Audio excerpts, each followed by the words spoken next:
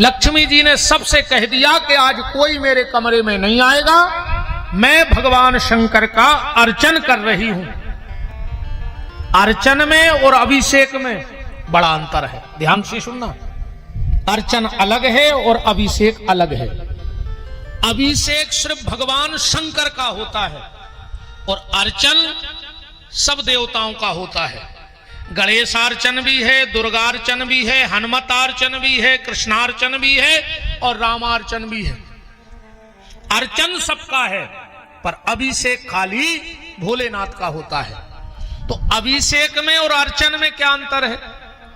अभिषेक उसे कहते हैं जिसमें दूध, दही, घी, शहद, शक्कर से स्नान हो और उसके बाद जल की धारा चले, उसको कहते हैं अभिषेक। अर्चन क्या है? अर्चन कहते हैं जैसे मान के चलो तुम्हें कृष्णार्चन करना है तो ठाकुर जी को सामने रखो और 1000 वस्तुएं कुछ भी ले लो जो भगवान को चढ़ती है, और एक एक मान के चलो 1000 फूल ले लो और भगवान कृष्ण के 1000 नाम से एक एक पुष्प उन पे चढ़ा दो तो वो हो जाएगा कृष्णार्चन।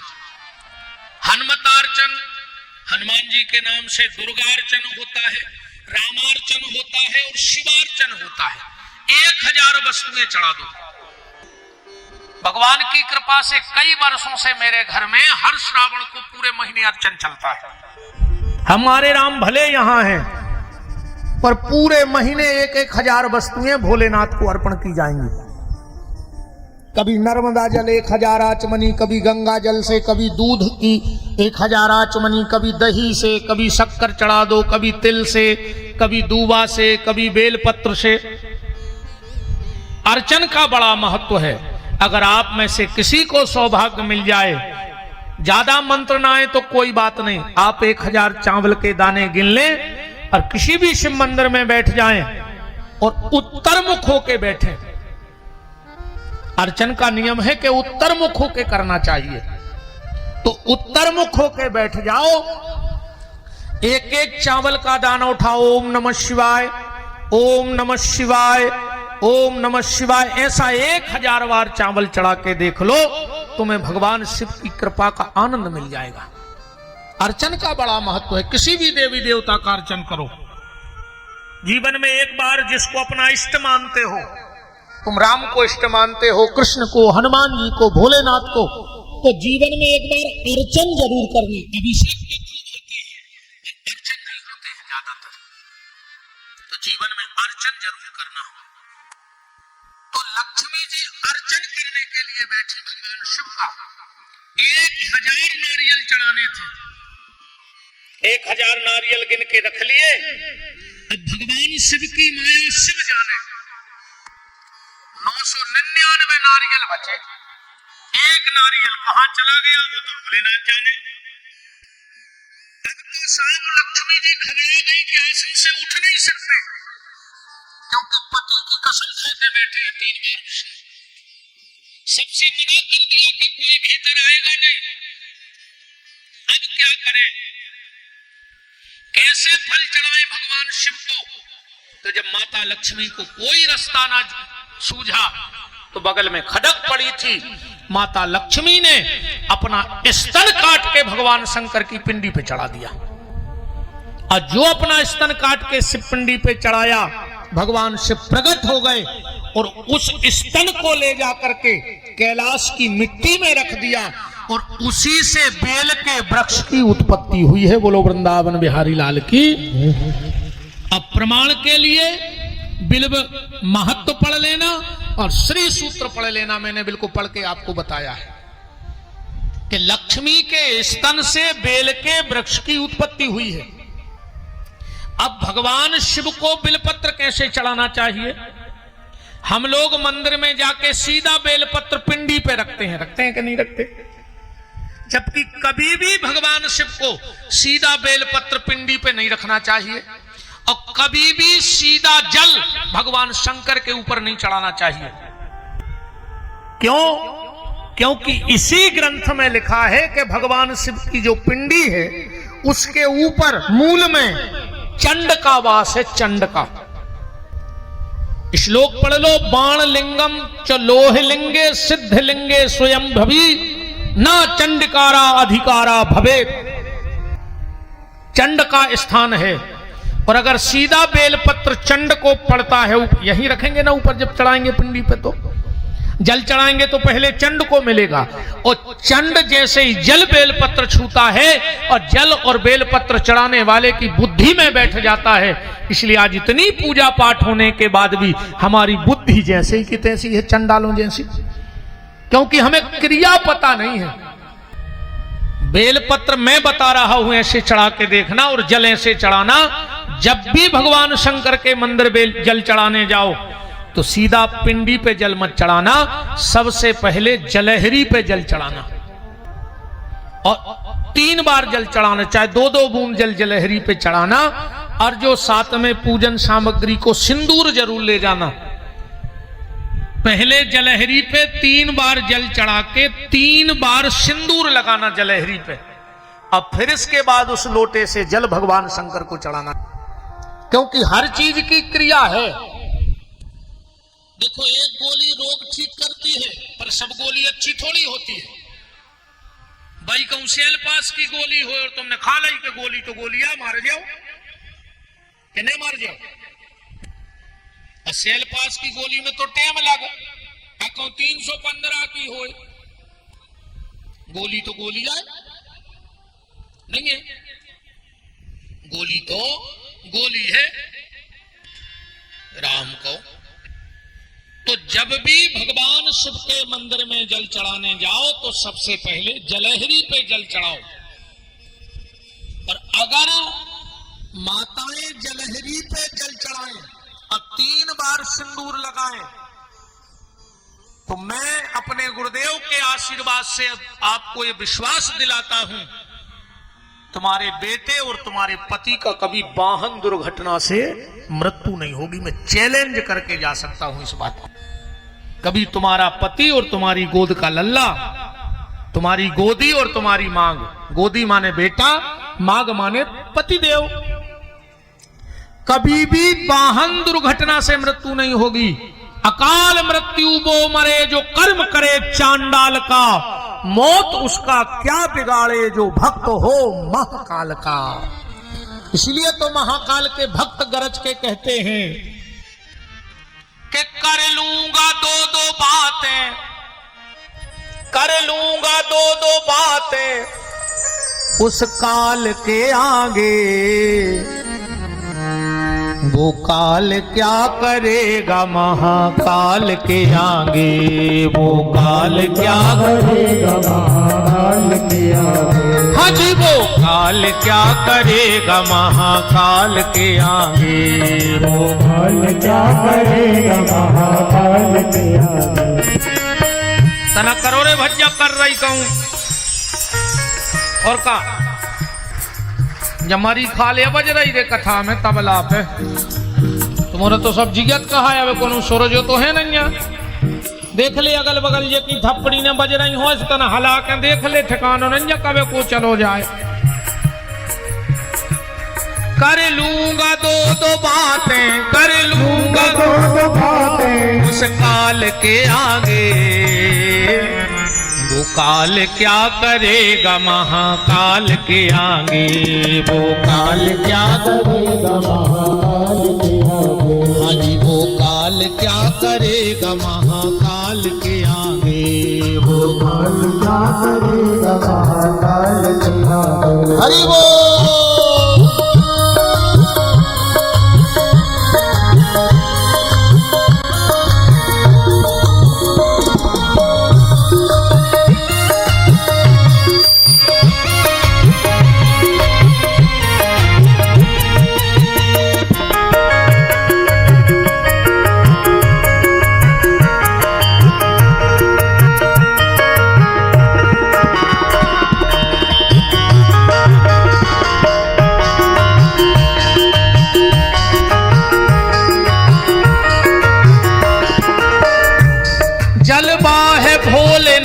का देवों के हैं अवसर, हज देवों के अवसर, हज देवों के अवसर। जलवा है भोलेनाथ का राजा देवों के हैं अवसर, हाजी देवों के हैं अवसर, हाजी देवों के हैं अवसर, हाजी देवों के हैं अवसर। बैठे हैं समाधि में जपते हैं वो हर हर, हाजी जपते हैं वो हर हर, जपते हैं वो हाजी जपते हैं हरि हर, चम चम चमकता चंद्रमा, चम चम चमकता चंद्रमा सब भाल के आगे। दोनों हाथ उठाओ। वो काल क्या करेगा महाकाल के आगे, वो काल क्या करेगा। हरि बोल।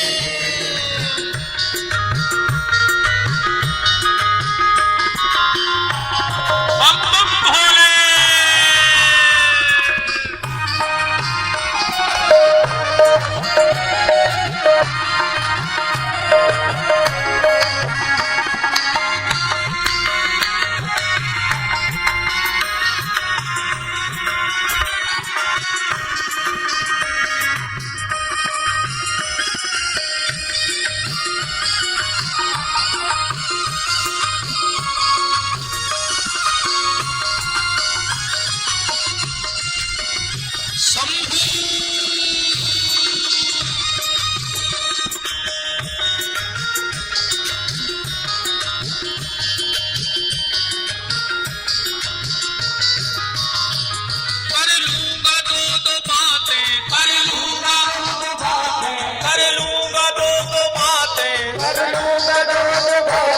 उस काल के आगे वो काल क्या करेगा महाकाल के आगे, वो काल क्या करेगा महाकाल के आगे, वो काल क्या करेगा महाकाल के आगे, वो काल क्या करेगा महाकाल के आगे। हाँ जी, वो काल क्या करेगा महाकाल के आगे, वो काल क्या करेगा महाकाल के आगे।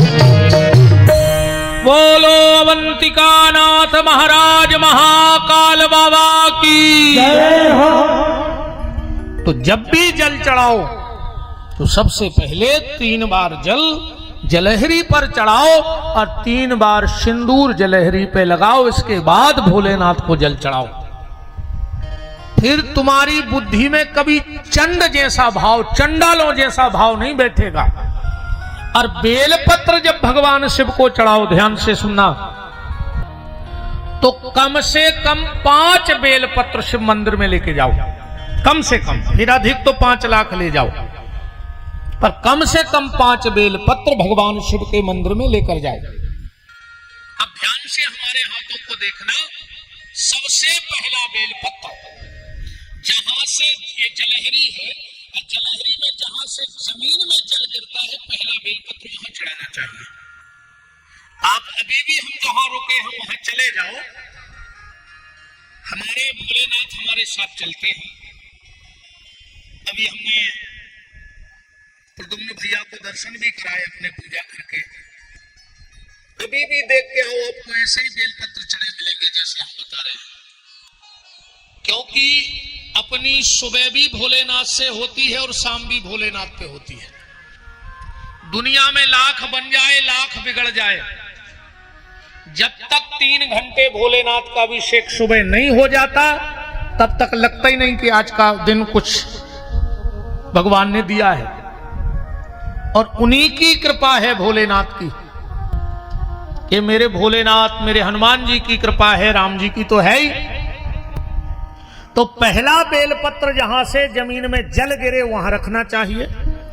दूसरा बेलपत्र जहां पिंडी और जलहरी इकट्ठे होते हैं वहां रखना चाहिए। तीसरा बेलपत्र भगवान शिव की पिंडी पे रखना चाहिए। फिर चौथा बेलपत्र नादिया को चढ़ाना चाहिए। अगर नादिया को बेलपत्र नहीं चढ़ाया, देखो भाई सीधी बात है, विधायक जी से मिलना है, बड़े नेता से मिलना है, मुख्यमंत्री जी से मिलना है तो डायरेक्ट मिल लोगे? पहले पीए को साधना पड़ेगा। साधना पड़ेगा कि नहीं साधना पड़ेगा?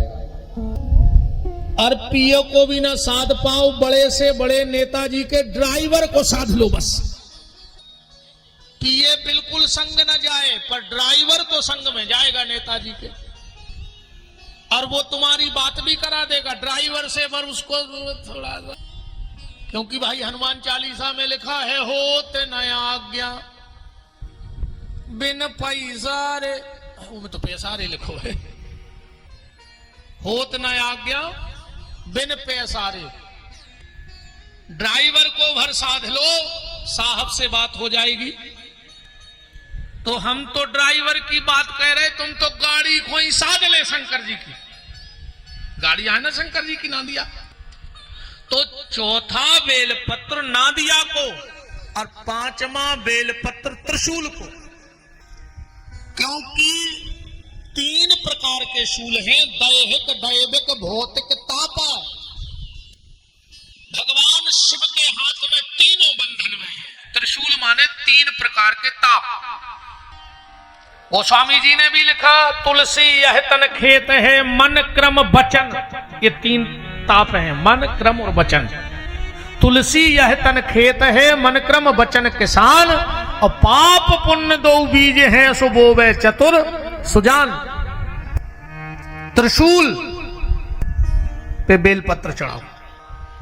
भगवान शिव को बेलपत्र चढ़ाने का अलग अलग नियम है। सुबह अगर तुम शिवाराधना करते हो तो तुम्हारा भक्ति में मन लगेगा।